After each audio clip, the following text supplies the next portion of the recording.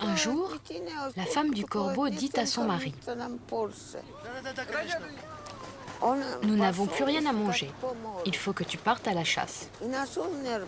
Alors le corbeau part et attrape un phoque près de la mer. Il commence à le tirer pour le ramener chez lui, mais le phoque est lourd. Le renard qui passait par là propose au corbeau de l'aider et il lui dit: assieds-toi et repose-toi. Moi, je vais traîner un peu ce phoque. Le corbeau, heureux mais fatigué, s'endort. Alors, le rusé renard ramasse des champignons sauvages et avec leur jus, peint sur le visage du corbeau endormi des tatouages, comme avaient les belles femmes tchouches.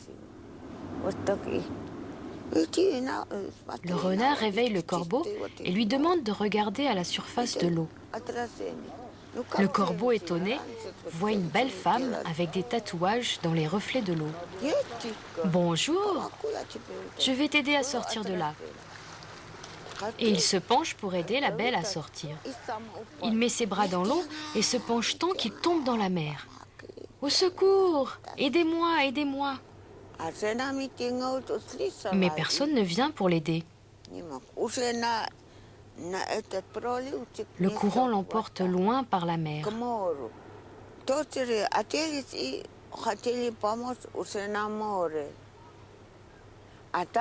Et le renard rentre chez lui avec le phoque.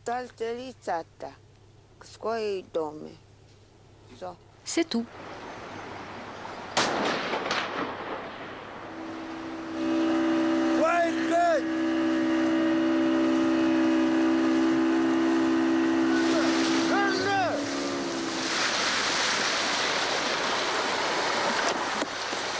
Осторожно. Есть добыча! 66 degrés 05 longitude nord, 169 degrés 38 latitude ouest. Le détroit de Bering. Depuis bientôt 2000 ans, le terrain de chasse des Tchouches. Livravettes, les vrais hommes comme ils se nomment eux-mêmes. Phoques, baleines, morses, ours blancs. La nourriture des derniers chasseurs du cercle polaire. C'est là, vers eux, que j'avais décidé de revenir.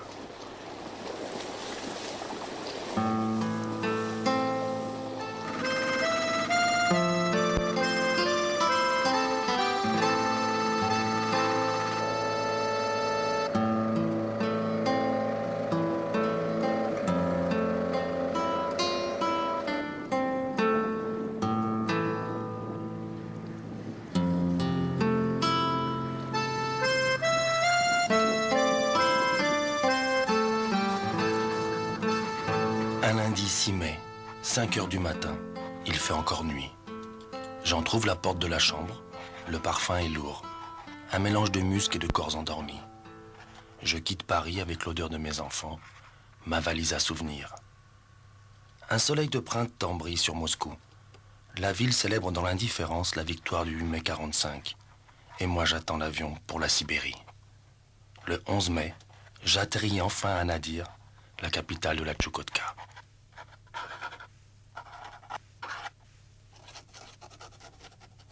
Quatre jours pour récupérer les dernières autorisations et cap au nord vers la Vrentia.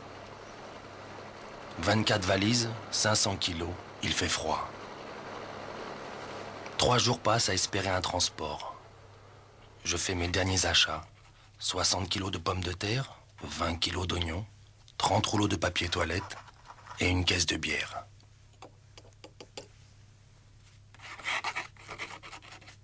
Ce matin, enfin l'auto-chenille est là. En route pour la dernière étape.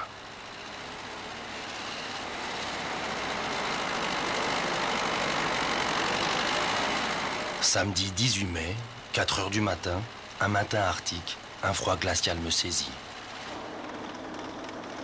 Déjà 12 jours de voyage, mais plus rien n'a d'importance. Je suis de retour à Ouellen, le dernier village du continent. Ici s'arrête le chemin, ici commence mon rêve. 9 mois, 9 lunes à vivre au bout du monde.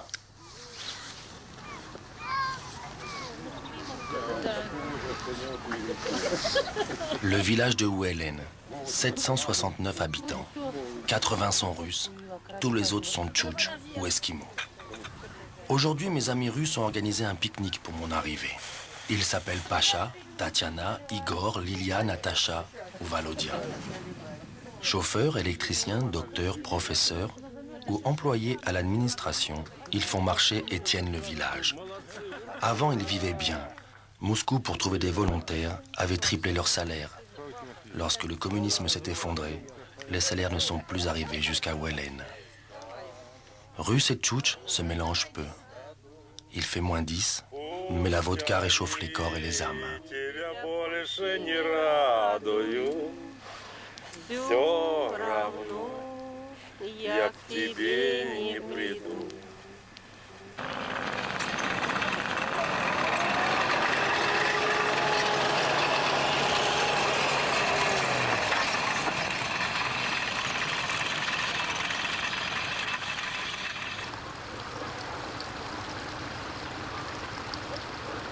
Samedi 1er juin, la fête du printemps.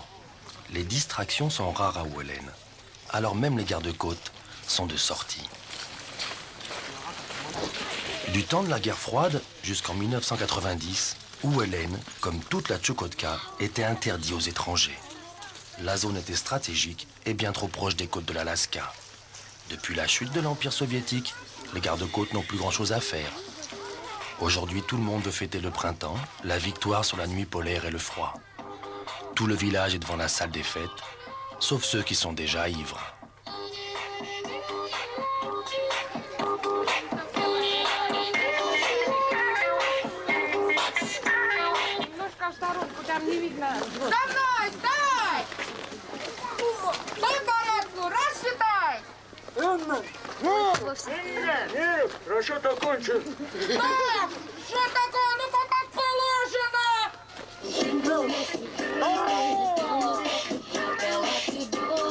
C'est un mannequin de chiffon qui figure Monsieur Hiver.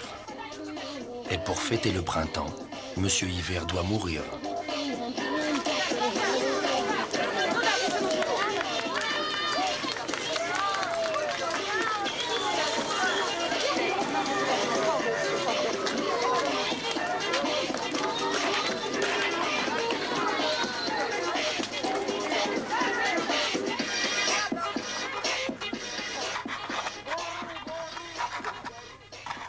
L'hiver s'est consumé dans les flammes du printemps. Alors, pas un instant à perdre pour les chasseurs.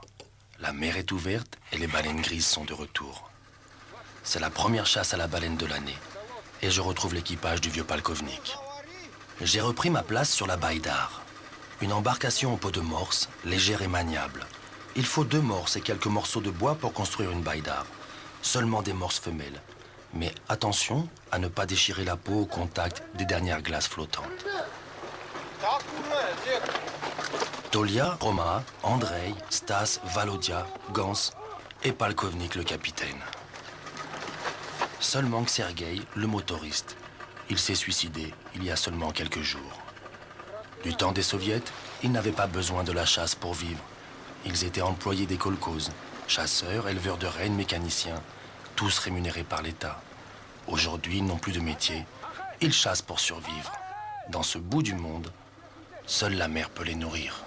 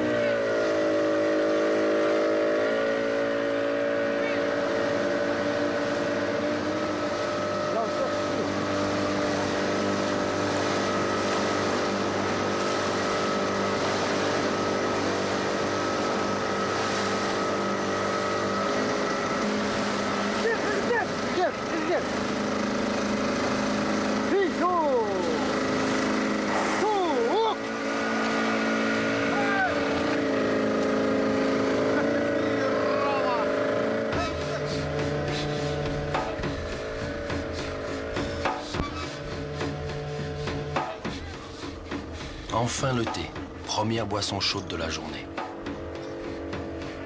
La brigade et Palkovnik sont épuisés mais heureux. La traque et la chasse ont duré plus de 6 heures. Et maintenant, il faut tirer la baleine jusqu'à la grève de Ouélène.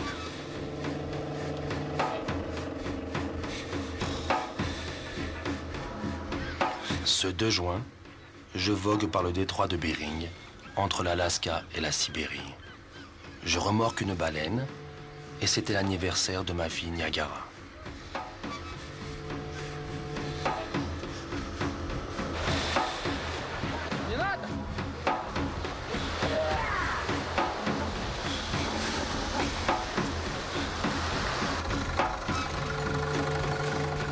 Une baleine grise, c'est presque 20 tonnes de viande et de graisse. Quelques jours de nourriture pour les habitants et les chiens du village. La viande est consommée fraîche ou bien fumée. Sur la grève, tout le village attend la première baleine.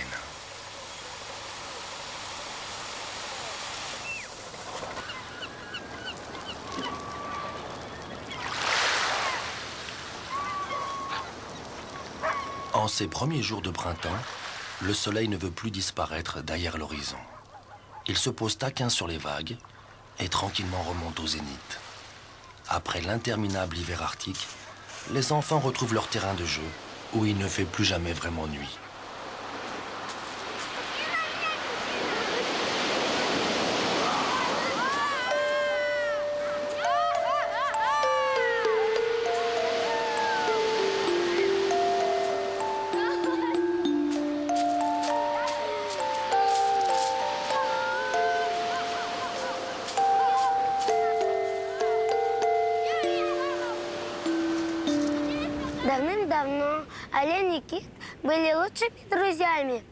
Il y a très longtemps, le renne et la baleine étaient des très grands amis et vivaient ensemble. Un jour, le renne demande à la baleine « Lequel de nous est le plus fort ?» Il cherche comment faire. Comment savoir? Ils décident de prendre une corde et de tirer chacun de leur côté pour enfin savoir lequel est le plus fort. Ils tirent, mais la corde se casse et ils s'envolent chacun de leur côté. Emporté par son élan, la baleine tombe dans la mer et le renne tombe dans la toundra. Depuis ce temps, le renne vit dans la toundra, la baleine dans la mer et ils ne se parlent plus.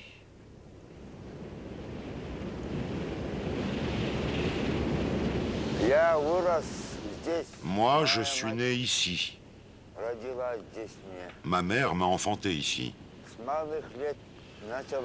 J'étais encore un petit garçon quand on m'a emmené à la chasse. Ce sont mon grand-père et mon vieil oncle qui m'ont tout appris.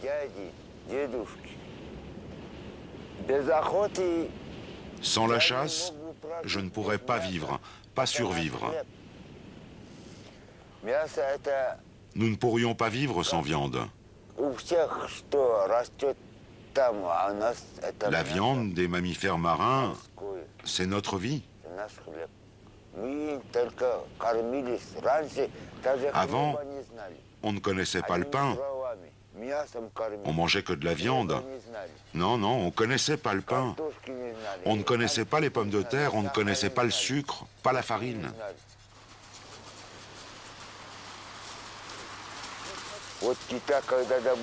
Quand tu as chassé une baleine pareille, c'est une grande fête. Avant, c'était encore plus difficile.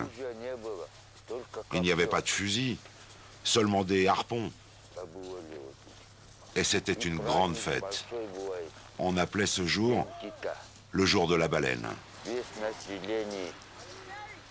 Tout le village se retrouvait sur la plage. Il n'y avait pas de tracteur. Il fallait haler la baleine à la force des bras. Tout le village était là. Et chacun prenait ce qu'il voulait, ce dont il avait besoin. Et on n'oubliait jamais les vieux, les handicapés ou ceux qui ne pouvaient pas quitter leur maison.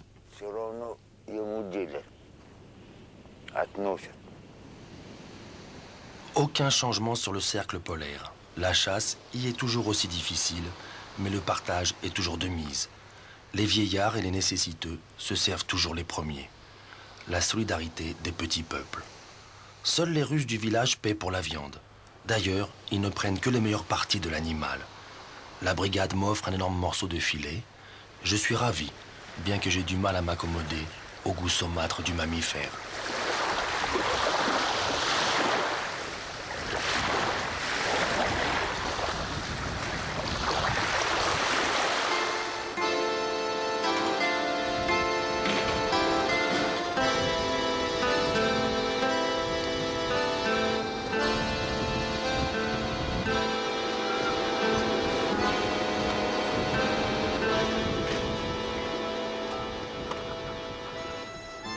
« 6 juin, la sœur de Palkovnik vient de mourir. Il est venu me chercher à la maison. Les anciens ont donné leur accord. Je peux assister à la veillée funéraire.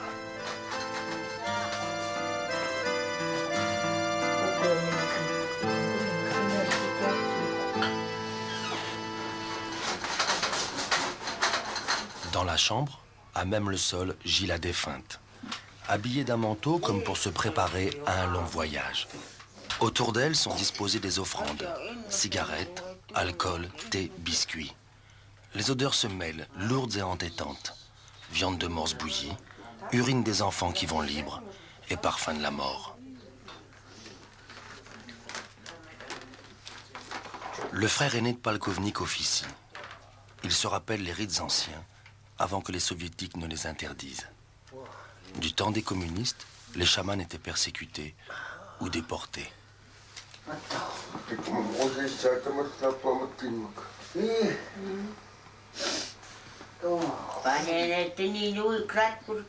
Une lanière de cuir de renne ceinture le crâne de la défunte. Relié à la lanière, le bâton des éleveurs de rennes. Le principe est simple. Des questions sont posées aux morts. Si la réponse est positive, la tête se soulève. Si la réponse est négative, il est impossible de soulever.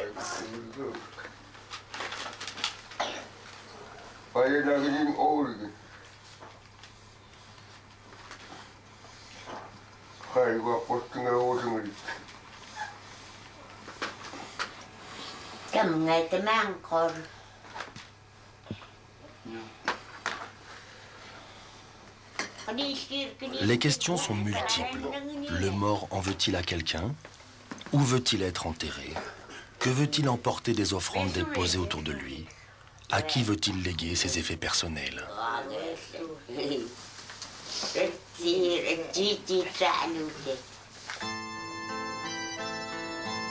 La cérémonie a duré toute la nuit. Mais nous sommes chanceux. la morte a demandé à partir en auto-chenille. Plus sympa pour elle et moins fatigant pour nous.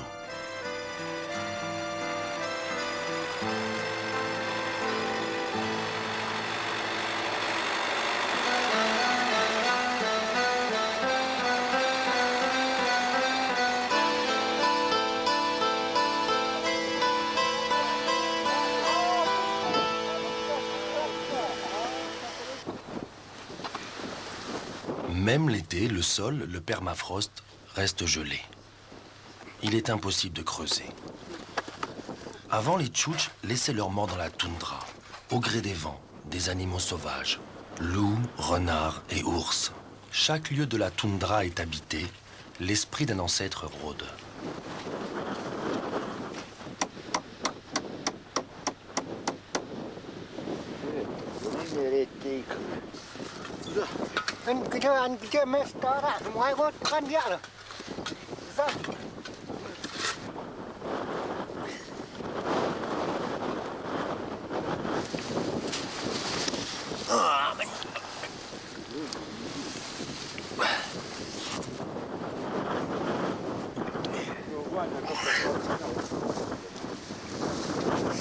Nous avons bu la vodka rituelle, fumé quelques cigarettes, déposé les offrandes, et nous nous sommes tous éloignés, sans nous retourner.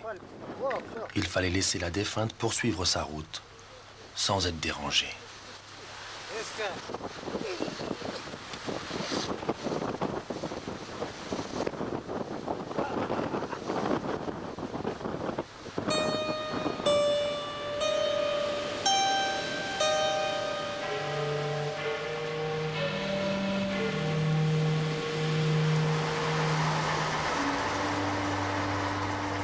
Dernier signe de l'existence d'un autre monde, le cargo qui apporte le charbon. Il vient une fois l'été pour décharger, lorsque la mer le permet, de quoi nourrir les vieilles chaudières du village.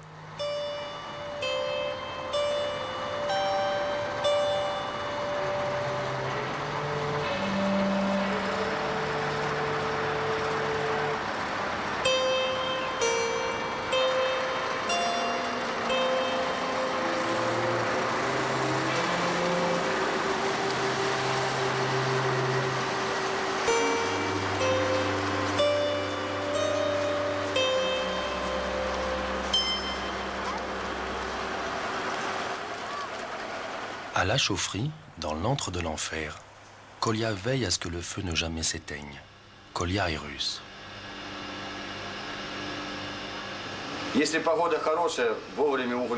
Si le temps est au beau, le charbon est livré à temps. S'il fait mauvais, il faut attendre. Ici, c'est la météo qui dicte sa loi. Tempête, vent, glace, tu peux avoir de la neige même en plein été.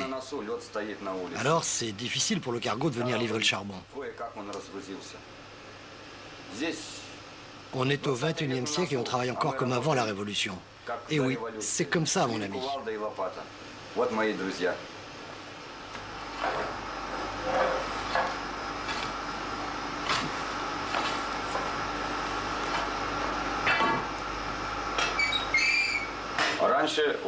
Avant, on avait tout ici. Les produits, la nourriture, les fournitures. Vivre en Tchoukotka, c'était super. Les salaires étaient 2 fois supérieurs à ceux de la Russie. Maintenant, les salaires sont comme chez nous.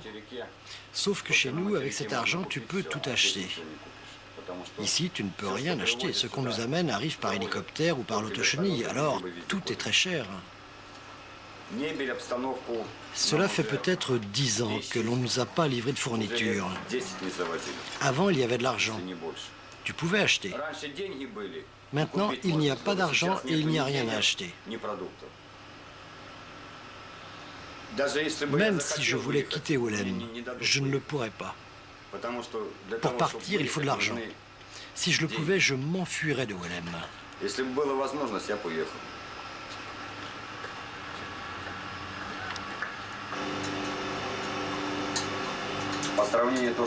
On peut dire que nous leur avons beaucoup apporté aux Tchouktches.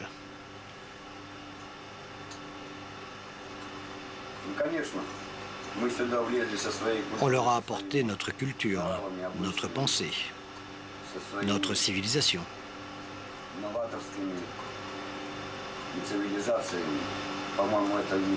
Mais en fait, il fallait peut-être pas qu'on leur apporte tout ça. Avant, les Tchouktches vivaient par eux-mêmes.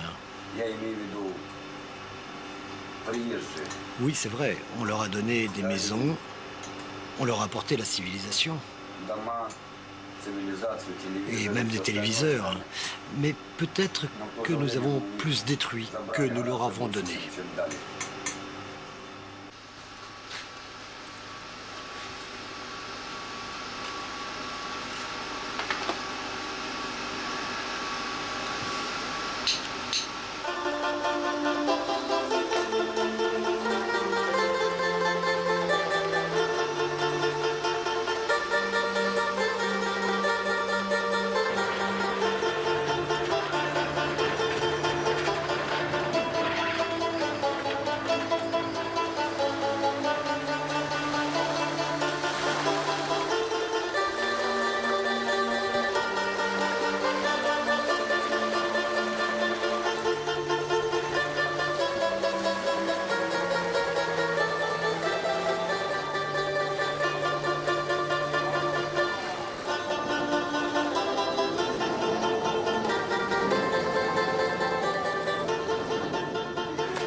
Quelques mois avant mon arrivée, la caserne des gardes-côtes avait été le théâtre d'un terrible drame.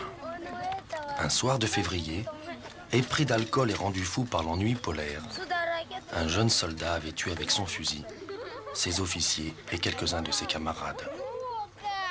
Ils sont encore une trentaine d'adolescents à venir faire leur service militaire ici.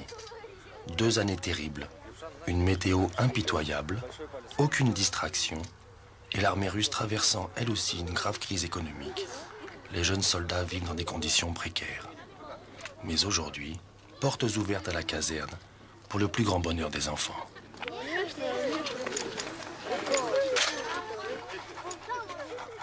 Un grand jour pour Kolia le chauffagiste. Il fait baptiser son fils Slava. Hier communiste, il est aujourd'hui orthodoxe. C'est la première fois qu'un prêtre se rend à Welen. En 2 jours, le prêtre, le pope comme on l'appelle ici, a déjà baptisé 17 personnes.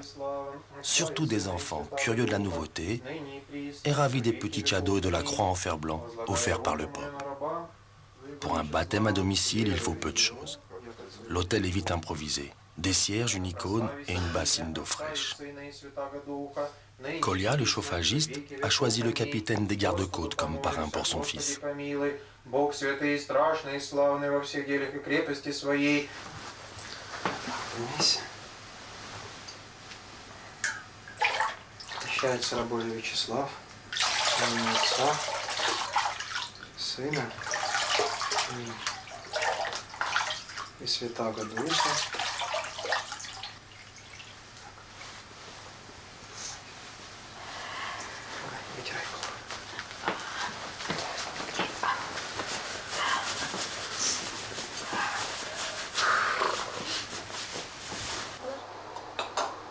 Pilimieni, ravioli de baleine, pirochki, petit gâteau fourré aux champignons de la toundra, et vodka fabriqué à la cave au menu.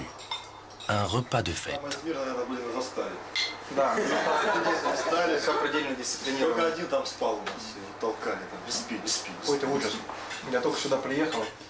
On est venu ici pour toi, alors on boit à toi, mon enfant. Il n'y a pas de mauvais enfants, il n'y a que de mauvais parents.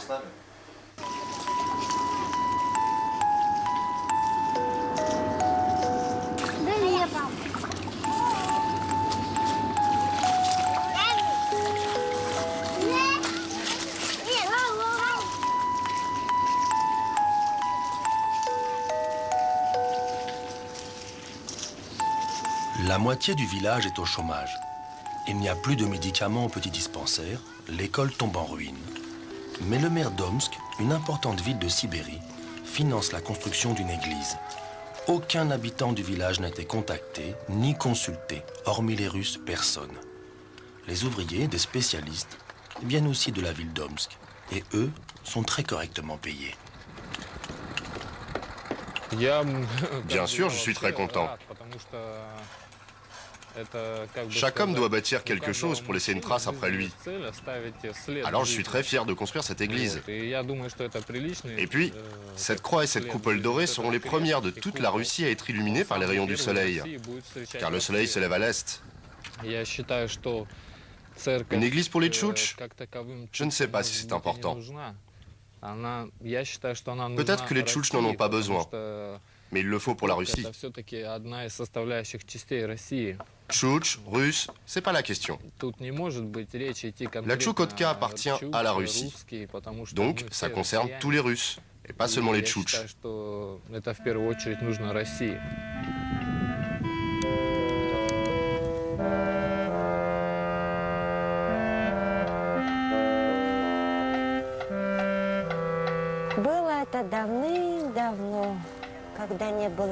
Il y a longtemps, très longtemps, quand les hommes n'existaient pas, seuls les animaux vivaient dans la toundra.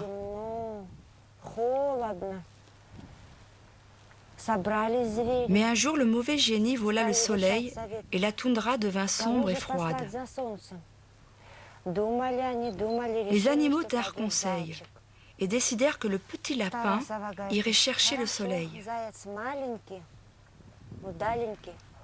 Alors le lapin marcha par la toundra, longtemps, longtemps, et enfin il vit de la lumière qui sortait d'une grotte. Le soleil gisait là, et le mauvais génie était assoupi. Le lapin vola le soleil et s'enfuit. Mais le génie se réveilla et partit à la poursuite du lapin. Celui-ci trébucha et laissa tomber le soleil qui se brisa.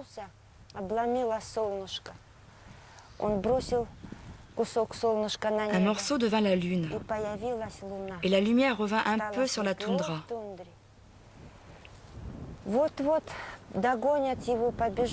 Le lapin réussit à rapporter le soleil à sa place. Alors un rayon du soleil frappa le mauvais génie, qui, ébloui, s'enfuit. Tous les animaux étaient contents, et le petit lapin très fier de lui. Et depuis ce temps, il fait beau et chaud dans la toundra.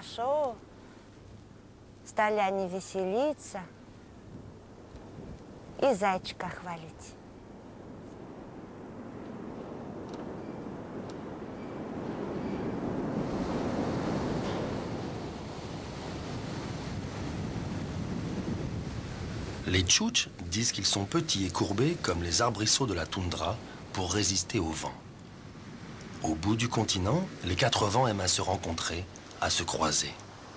Plus que le froid, c'est le vent que les habitants redoutent. Il n'est pas rare qu'il souffle à plus de 100-150 km/h.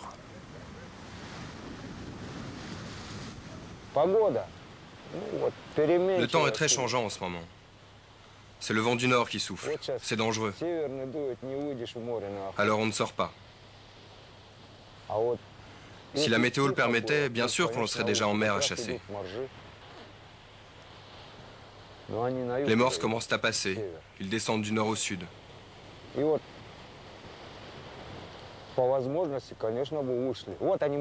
Tiens là, regarde, ils sont là. Eh oui, ils descendent du nord au sud. J'espère qu'ils vont s'arrêter faire une nurserie dans les parages, vers le cap d'Ejniev. Comme ça, on pourra aller les chasser jusqu'à l'automne. Et on pourra préparer nos kartoshkas, nos sacs de viande pour l'hiver. C'est notre nourriture. Alors chaque chasseur prépare ce qu'il a besoin pour l'hiver. Un hiver sans viande, c'est un hiver de famine. C'est comme ça que l'on vit.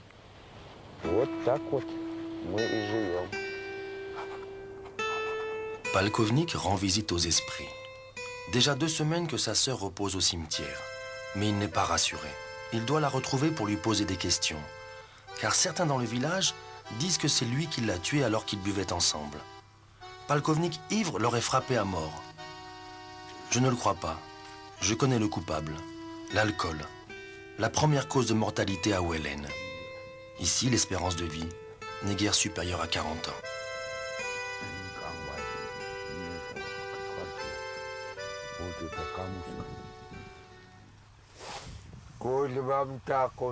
Palkovnik parle en tchouktche, leur langue. C'est entre un frère et une sœur, et ce qu'ils se disent doit rester entre eux.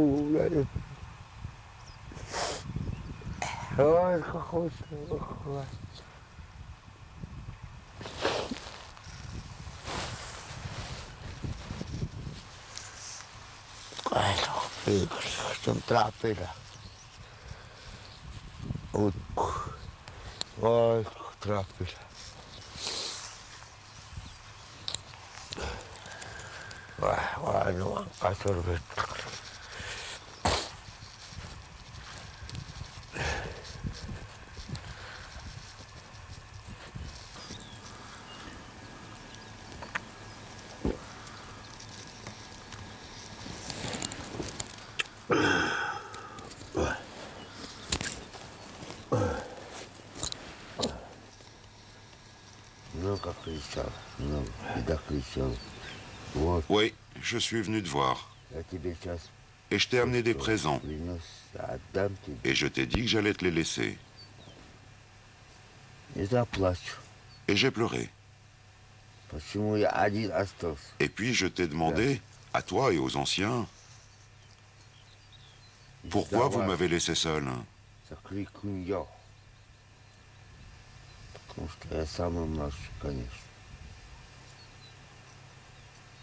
Vous devez me protéger, veiller sur moi pour que je vive vieux et que je sois l'ancien.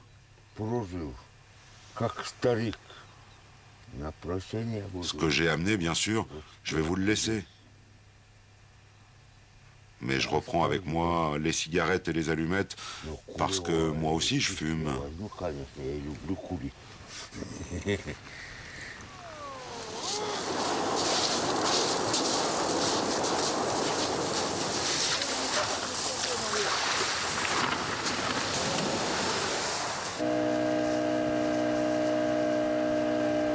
Andrei, le fils de Tolia le harponneur, accompagne son père.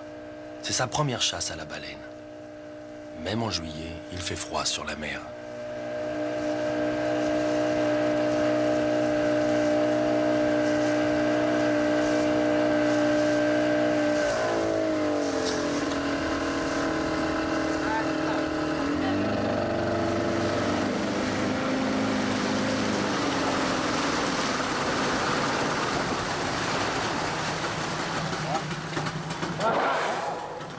La baleine grise peut sonder 20 minutes sous l'eau.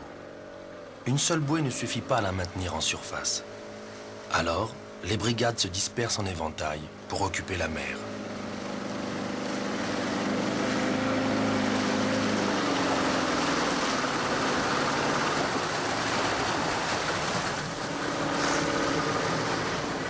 On ne sait pas où elle peut ressortir.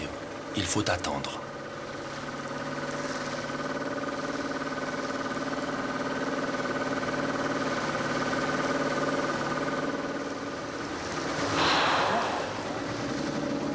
Lorsqu'enfin elle remonte respirer, il faut vite relancer les harpons.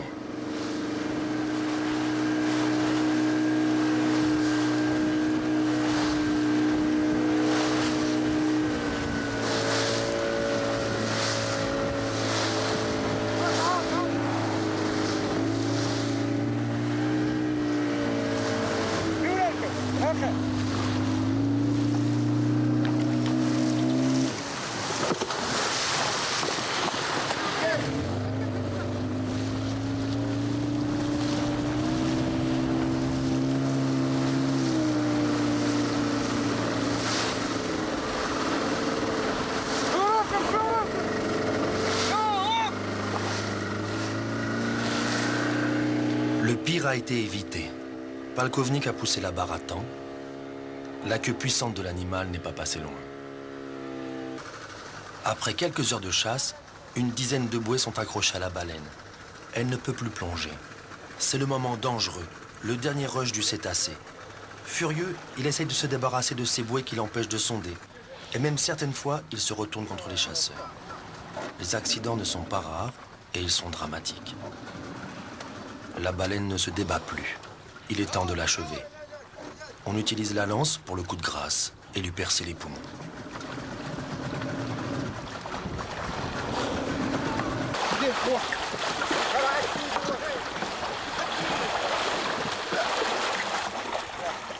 À Ouellen, le quota annuel est de 14 baleines. Mais après 2 mois de chasse, seuls 3 ont été ramenés au rivage.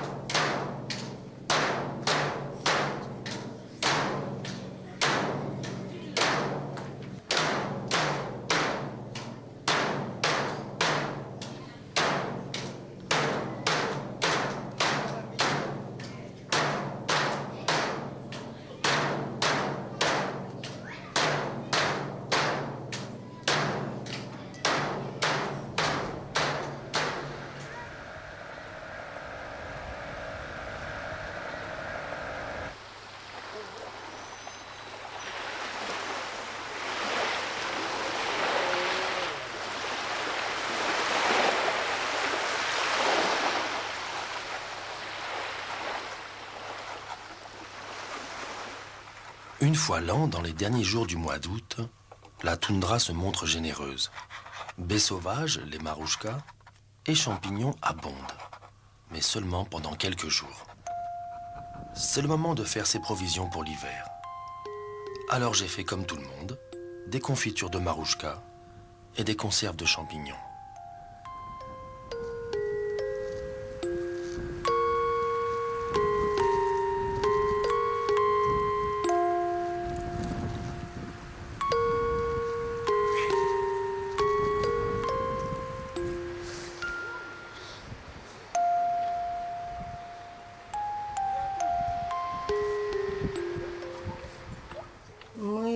En fait, j'arrive à peine à boucler le budget. Ce qui nous sauve, c'est la viande, la viande, la viande. C'est la viande et la chasse qui nous permettent de survivre. J'ai 5 enfants. Par enfant, je reçois une allocation de 140 roubles, 4 €. Ça fait donc 20 € par mois. Puis je reçois pour mon chômage 10 €, ce qui fait un total de 30 €. Tolia, mon mari, avec son salaire de chasseur, rapporte environ 40 €. Alors pour vivre un mois, ça nous fait une somme de 70 €. Mais qu'est-ce que je peux faire avec une somme pareille? Ce n'est rien du tout. 20 € partent pour payer les dettes. Le reste sert à acheter la farine, le sucre, le blé et le tabac. Parce que mon mari, il préfère s'abstenir de pain, mais il ne peut pas vivre sans tabac. Maintenant, il reste la marouchka. Aujourd'hui, j'ai ramassé un seau de 20 kilos et je vais en vendre la moitié. Si j'arrive à vendre 3 bocaux de 3 kilos, ça me rapportera 450 roubles, 12 €. Bien sûr, ça me fait de la peine pour les enfants, mais je n'ai même pas de sucre pour faire des confitures. Même si j'avais du sucre, je vendrais quand même toutes les marouchkas, car il faut acheter du pain.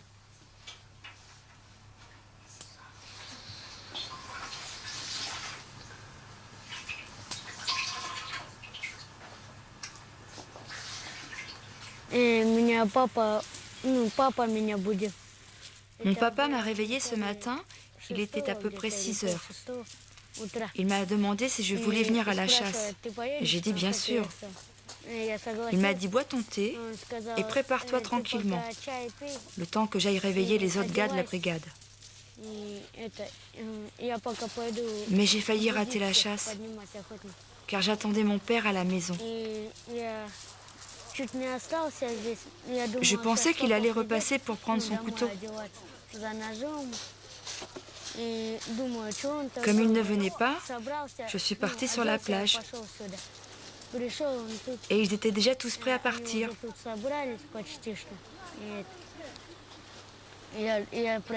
J'ai pensé en moi-même, heureusement que je suis venue, sinon je les aurais loupés et il aurait fallu que j'aille à l'école.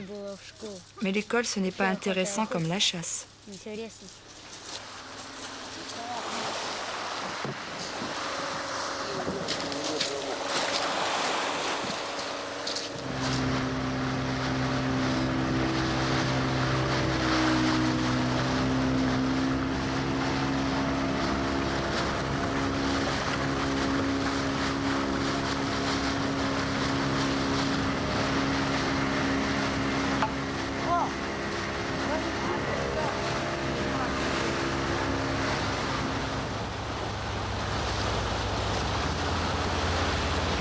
Une colonie de morses a établi sa nurserie à l'extrémité du cap d'Ejniev.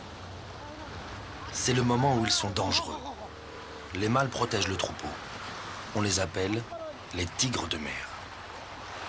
Ils n'hésitent pas à attaquer les baïdars et leurs défenses qui peuvent atteindre le maître percent même les coques de bois.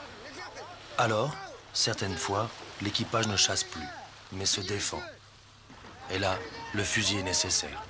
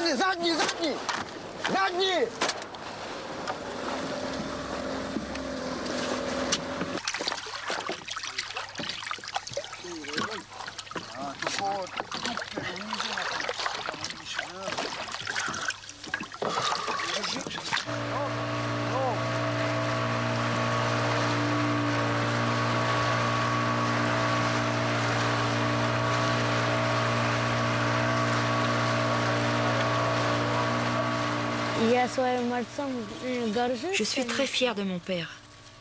Je suis content qu'il soit chasseur. J'ai demandé à Palkovnik s'il repartait demain pour la chasse. Il m'a répondu que ça dépendait de la météo, mais que s'il le pouvait, ils iraient. Alors je lui ai redemandé si je pouvais revenir. Il était content que je lui demande, et moi ravi qu'il accepte. Comme ça, je n'irai pas à l'école.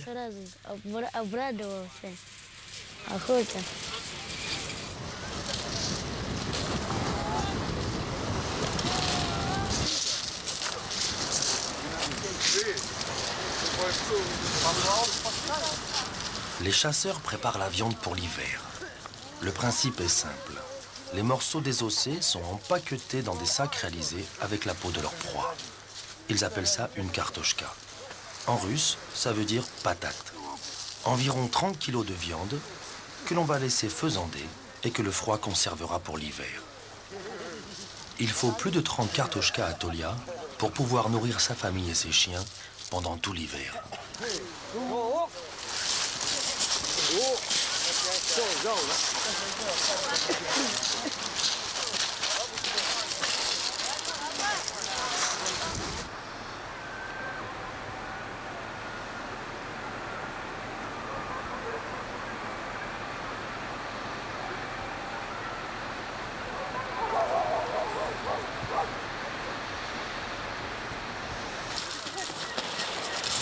Depuis quelques jours, une croix de bois attend sur la plage de Welen.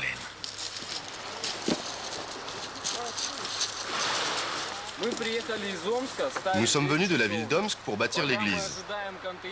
Pour l'instant, on attend un conteneur de fournitures pour finir le travail. Alors, notre administration nous a demandé d'aller dresser une croix au village de Naoukan.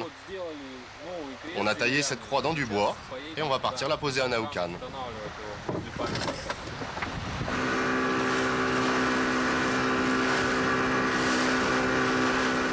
C'est l'équipage de Palkovnik qui est réquisitionné pour cette mission.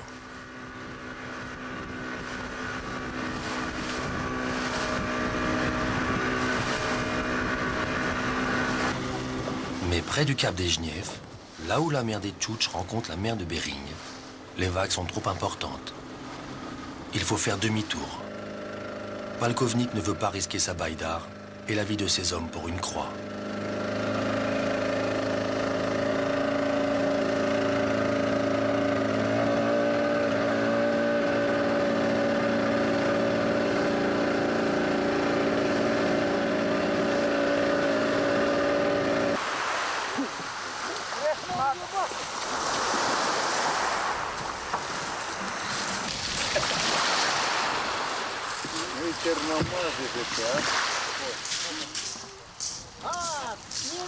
C'était pas la peine de balader cette croix.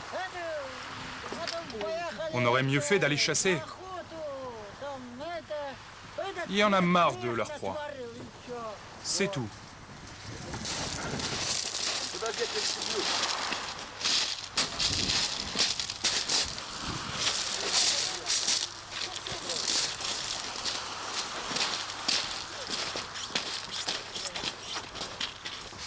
Эй, Энка, не трогайте его, млеркни тинка.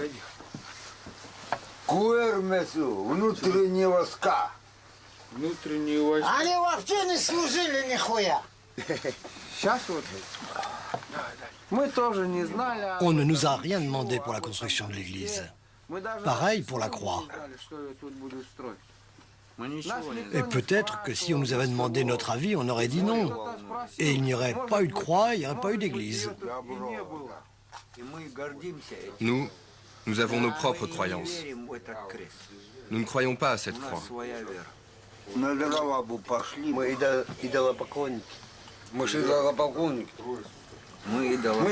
верим морю, земле. В основном я верю в море. Nous croyons aux esprits de la mer, de la toundra. Oui, je crois à la mer. Nous vivons au bord de la mer. Elle nous nourrit. C'est elle qui nous donne la vie. Pour nous, cette croix, c'est rien que du bois. Nous avons notre foi, la nôtre, celle de nos ancêtres, celle des Tchouktches. Vivre ou ne pas vivre. Manger ou ne pas manger. Marcher ou ne pas marcher. À quoi ça sert ce morceau de bois? Non, vraiment, on n'en a rien à faire de ce morceau de bois. Qu'ils aillent faire leur signe de croix et prier ailleurs. Товарищ старшина, идет солдат по городу. По незнакомой улице. Ну, сынок его Стоял, и бабки были. Je bois à toutes les femmes.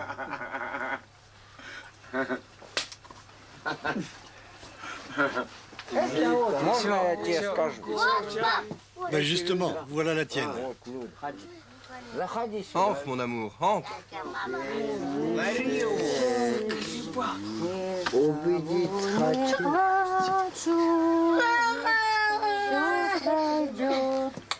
Как с белых яблонь дым, увяданием золотом охваченный, я не буду больше молодым, увяданием... Liuda, la femme du harponneur, chante sa jeunesse perdue.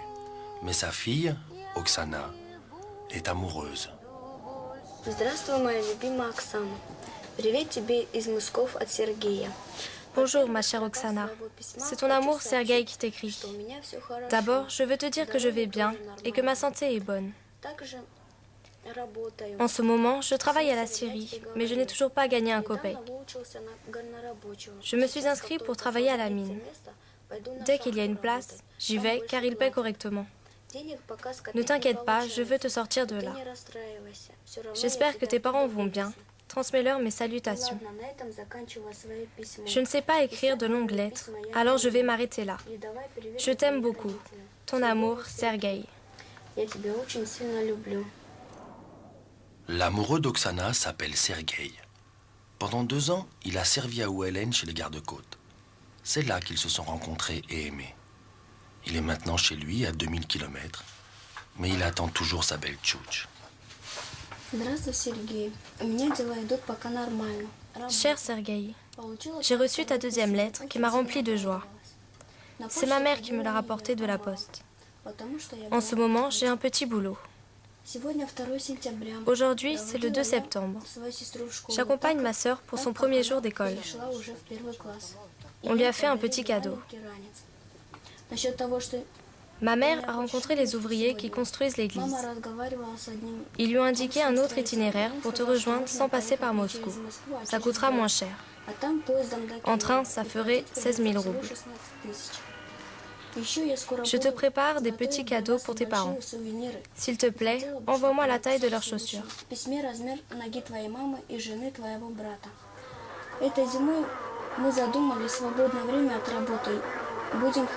Avec mes amis, on prépare un numéro. On le répète pendant nos temps libres. On le jouera pour les fêtes de fin d'année. Mes parents vont bien. Ils iraient encore mieux s'ils rigolaient davantage.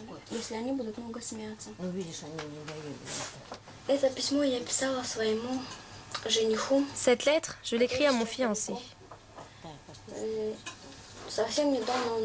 On s'est connus ici. Maintenant, il est loin. On correspond par lettre. Il veut me sortir d'ici.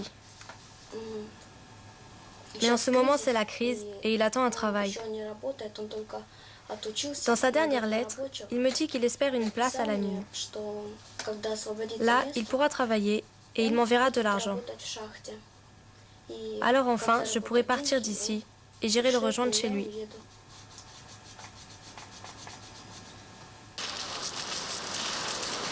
Brouillard ce matin, mais la mer est calme.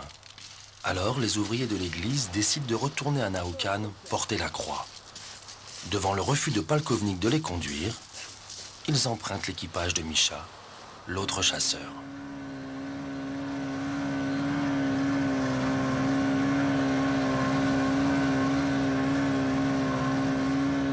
Le cap d'Ejniev se dresse comme une forteresse au-dessus des eaux.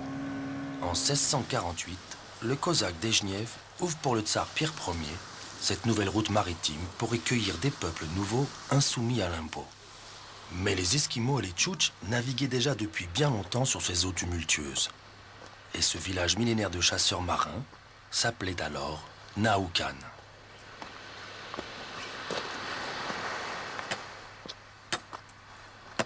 Les habitants sont en 1958 déplacés autoritairement et en quelques jours par les soviétiques pour être regroupés arbitrairement à Ouellen. Une folie bureaucratique dictée par la rentabilité et la logistique en ces temps de guerre froide. Ces intrépides marins sont plus faciles à surveiller. Les côtes de l'Amérique ennemie sont décidément trop proches. Надо было там понизу еще идти туда дальше. А? Там круто.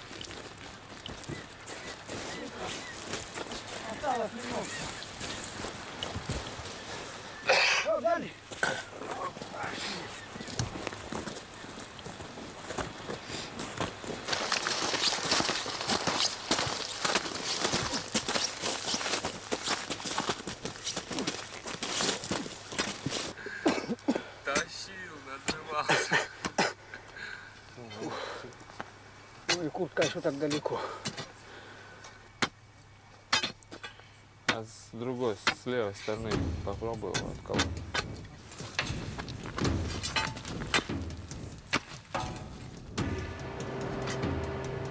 Il ne reste plus rien de Naoukan. Seuls les esprits de la montagne veillent sur les ruines et le cimetière abandonné. Le temps a éventré les cercueils, le vent du large a lissé et blanchi les squelettes. J'ai l'impression que ce chasseur voudrait quitter son linceul de bois pour partir à la mer et dresser encore une fois son harpon. Mais il ne se lèvera plus. Seule la croix de bois, la croix des vainqueurs, la croix des Cosaques, se dressera sur le village fantôme.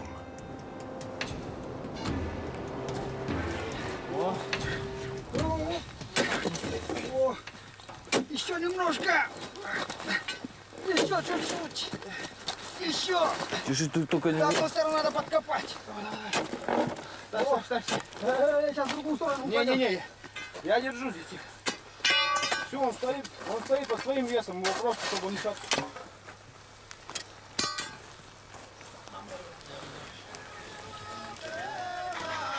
Première semaine du mois d'octobre, la fin de la saison de chasse. La mer est décidément trop mauvaise et les baleines ont quitté les eaux froides pour leur migration vers le sud et la basse Californie. Alors aujourd'hui, c'est la fête des chasseurs.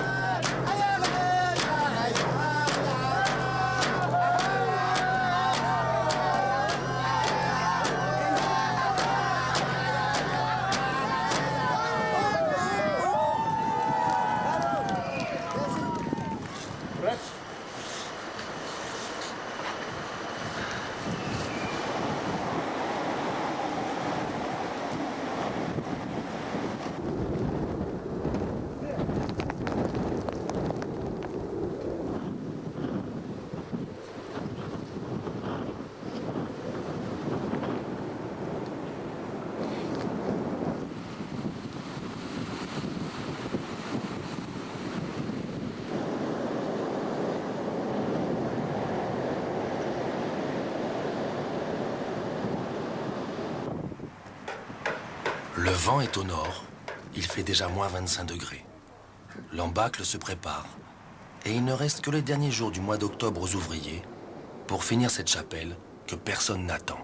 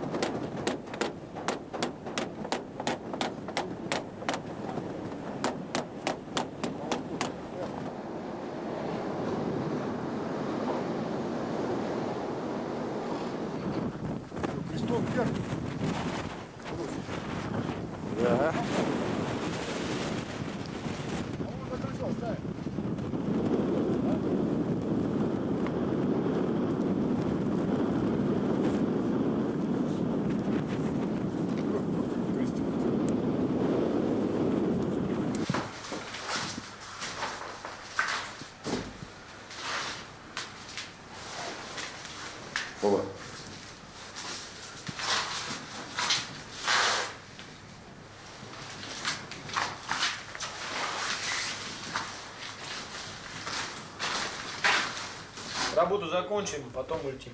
Ну, конечно. Все. Ты хоть кулаком чупнись. Дядя Вась, ты тоже кулаком чупнись. Это водой нельзя. Водой только с дураками чиркаешь. Ты же понимаешь? Не маленький. Ну все. Летит чайка, да? Nous sommes sur le toit de l'église à travailler. Et autour de nous vole une mouette blanche. Arrive un corbeau noir. Il vole en dessous de nous. Et il y a plein de corbeaux qui croassent. Mais ils volent toujours en dessous de nous et de la mouette blanche. Le corbeau noir, c'est le symbole du peuple tchouktche. Je ne veux pas polémiquer, mais c'est comme ça. Et dans la vie, c'est pareil. Le blanc est toujours au-dessus du noir. Mais vraiment, je ne veux pas polémiquer.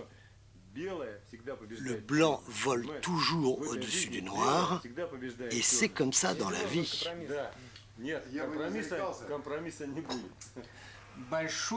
De toute mon âme, je peux dire que la chapelle et sa croix en or sont le symbole de notre présence ici.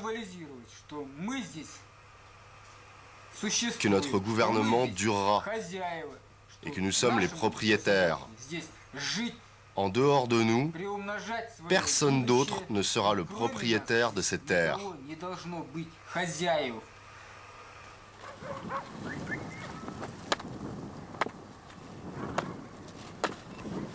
Novembre. L'hiver est là, impitoyable. Les kartoshkas de morse sont sortis pour les chiens. Il faut les nourrir.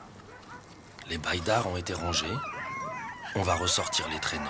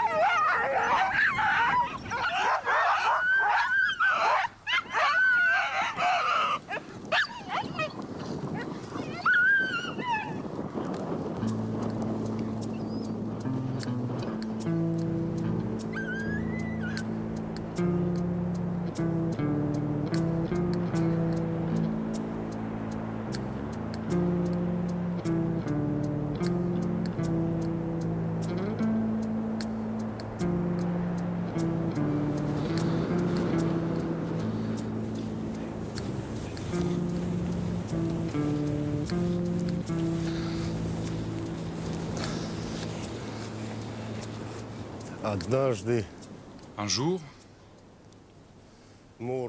le morse dit à son ami le hareng, « Moi, je suis meilleur que toi parce que je peux nourrir beaucoup de monde. » Le hareng lui répond, « Non, tu ne peux nourrir que ceux qui sont grands et forts, comme les intrépides chasseurs. »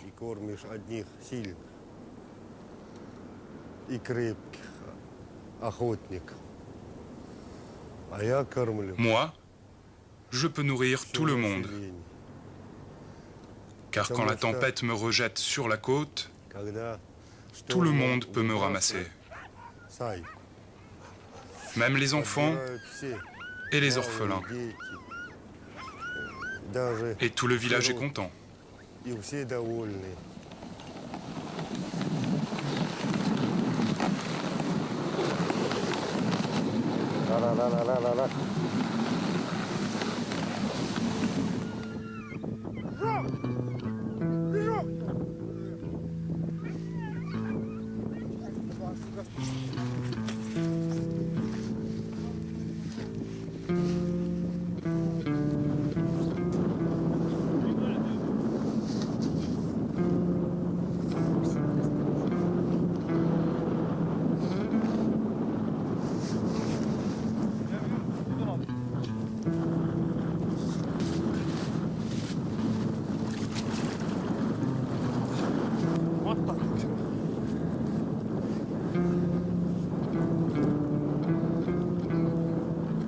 Les morses et les baleines ont quitté les rives de Huelen.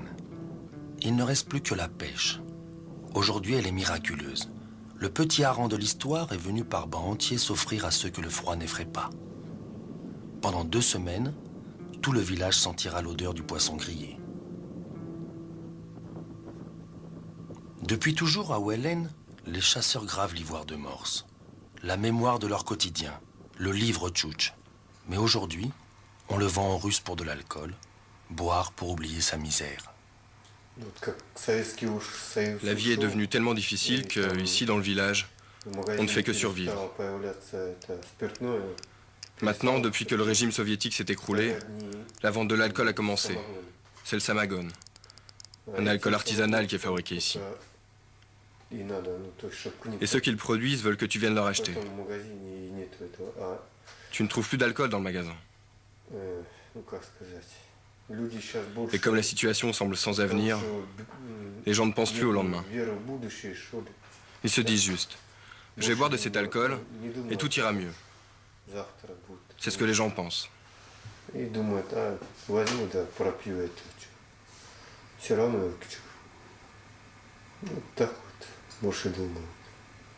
Ce sont les Russes qui produisent cet alcool. Et tout l'argent est pour eux. Pour qui d'autre l'argent? Seulement pour eux.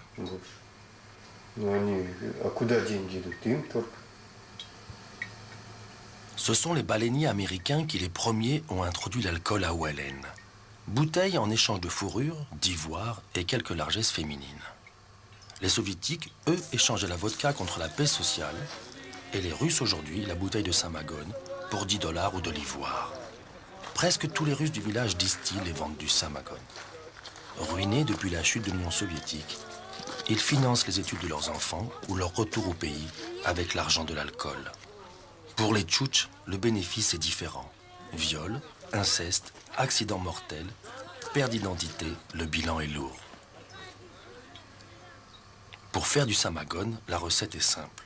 30 litres d'eau, 10 kg de sucre, 2 verres de levure et un rudimentaire alambic. Résultat, 12 litres d'alcool à 45 degrés.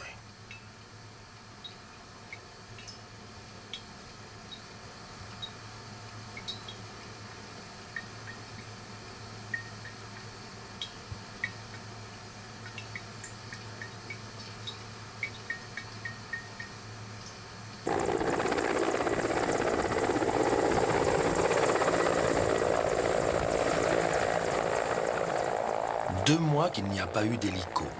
2 mois de météo pourrie. Aujourd'hui, grand soleil, peu de vent et il fait moins 45 degrés. Enfin, du courrier, du ravitaillement pour l'épicerie. Moi, j'espère une caisse de bière.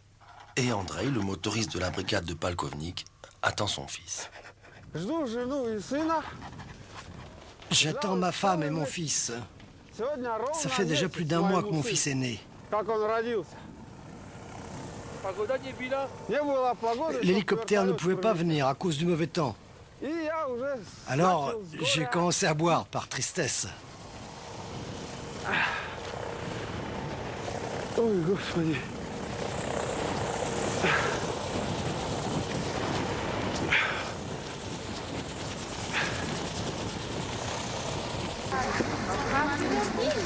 Поздравляем, да? Ой, мам.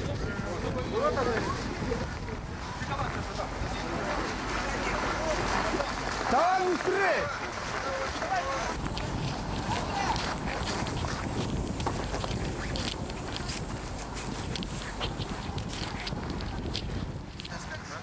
Comment il s'appelle?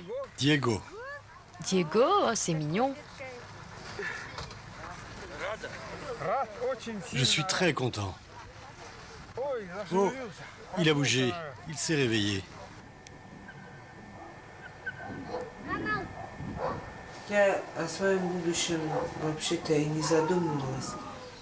Je ne sais pas quel est mon avenir. Je n'arrive pas à l'imaginer. Mais j'espère qu'il y aura un futur pour mes enfants. Que leurs conditions de vie seront meilleures que les miennes. Je vais tout faire pour qu'ils vivent mieux que moi. Mais il n'y a aucune perspective pour eux ici. Il va falloir qu'ils partent pour la ville.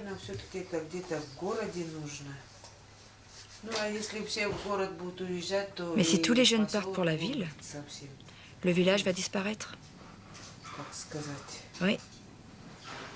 Wellen va mourir, petit à petit.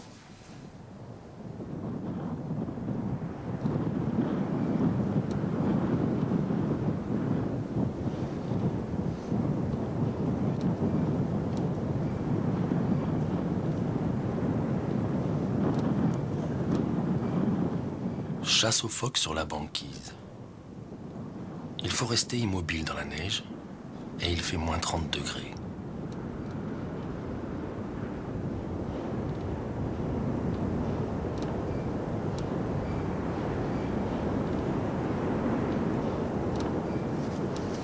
En décembre, il fait jour moins de 3 heures. Alors tant pis, même bredouille, il faut rentrer. C'est trop dangereux d'aller par la banquise la nuit. Aujourd'hui, le Nouvel An. Mardi 31 décembre. Flonflon et spectacle à la salle des fêtes. Micha, le chasseur, se marie ce soir et je suis invité.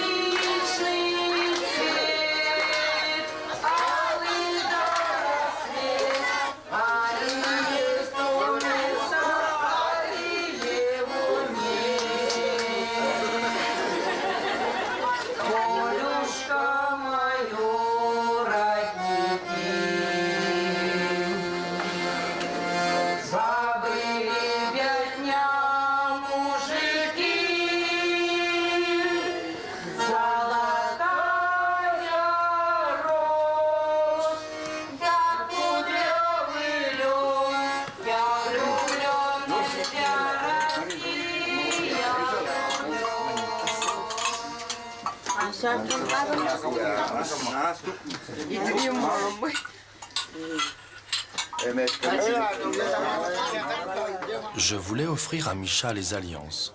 Lui m'a demandé 20 litres de samagone, d'alcool. Alors j'en ai simplement distillé 12. De toutes les façons, nous n'avons pas pu tout boire. Le mariage a duré moins d'1 heure. Tout le monde est ivre-mort.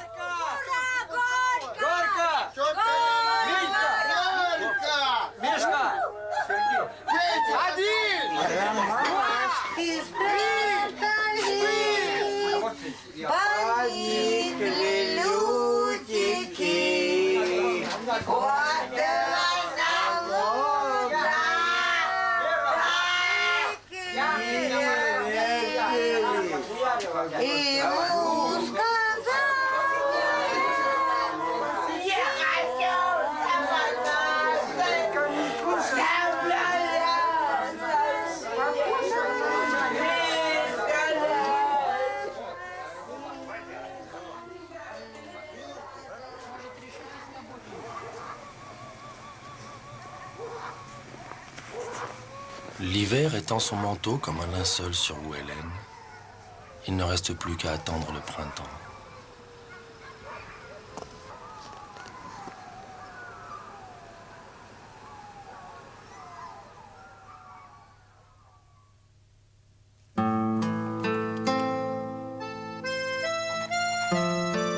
Ce matin, un jour de printemps, les gars sont venus me chercher. Il est 6 heures, le ciel est bleu, d'un bleu qui donne l'impression d'avoir la mer au-dessus de la tête. L'équipage est au complet. Yula est à bord avec ses enfants. Son mari, Sergueï, était le motoriste de la brigade. Il y a tout juste 1 an que Sergueï s'est donné la mort. Un coup de carabine en plein visage, alors qu'il était assis à la table de la cuisine. Cela faisait 1 semaine qu'il buvait. Depuis, la brigade a continué de compter Sergueï dans les partages de la chasse. Il est resté membre à part entière de l'équipage et sa famille est celle de tous.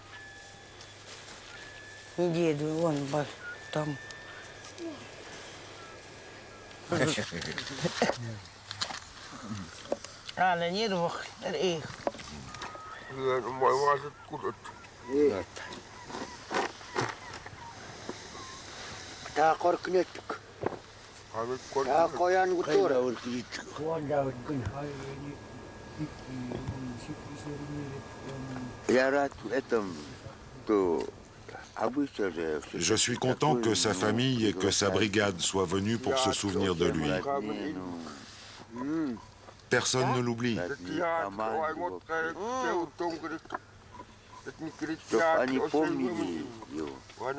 Lui aussi continue de nous soutenir quand c'est difficile. Il ne nous a pas oubliés non plus. Et il nous aide pour retrouver la rive quand la mer est mauvaise. D'ailleurs, il avait une chanson, accostée à la rive. Il la chantait tout le temps, ouais, tout le temps.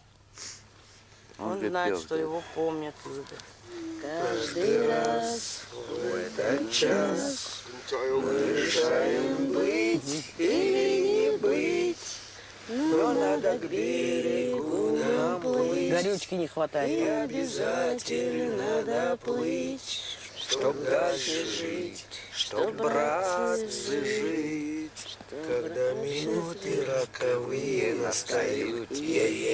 Когда минуты роковые настают. La tempête gronde, mais il nous faut avancer. Il nous faut traverser cet enfer. Et sans cesse ramer, ramer pour sauver nos vies.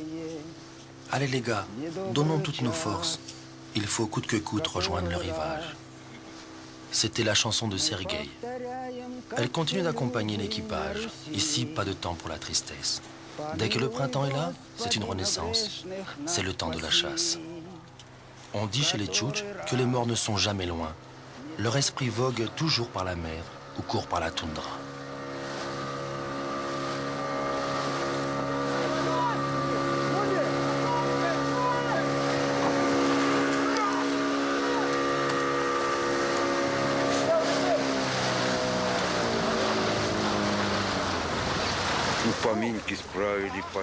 Ce matin, on a fait la visite du souvenir. On a retrouvé Sergueï. Et bien qu'on soit venu tard à la chasse, on a réussi à harponner un morse. Peut-être que Sergueï nous a aidés? Oui, bien sûr. Sergueï nous a aidés. Ouais. C'est un bon gars. Merci, Sergueï. Merci. C'est tout.